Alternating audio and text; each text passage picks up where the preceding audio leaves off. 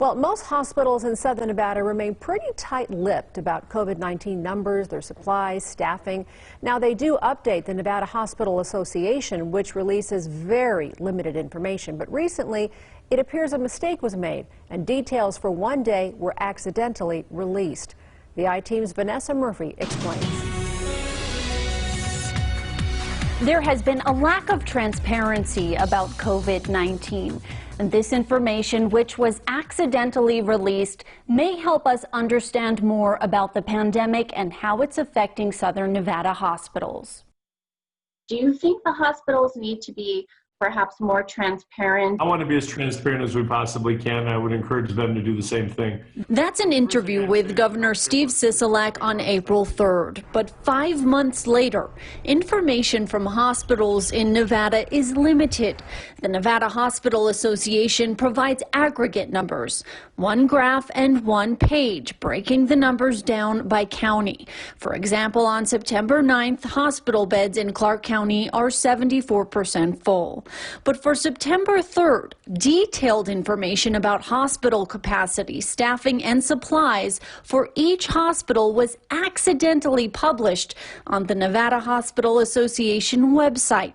For staffed beds occupied, Henderson Hospital reporting 104%, along with 93% of ventilators in use. St. Rose de Lima, 100%. St. Rose Siena, 98%. And Mountain View at 97%. The number of COVID-19 patients in the intensive care unit, at the top of the list, 41 at Sunrise Hospital and 31 at University Medical Center. The number then drops with the next highest at 14 at Valley Hospital. Sunrise Hospital reporting the most confirmed cases, 72. The list also reveals more about patient ages. Henderson Hospital reporting 15 pediatric patients with COVID-19, Sunrise reporting 2. Henderson Hospital also reporting a staffing shortage. Centennial Hills reporting a shortage of 2 medications.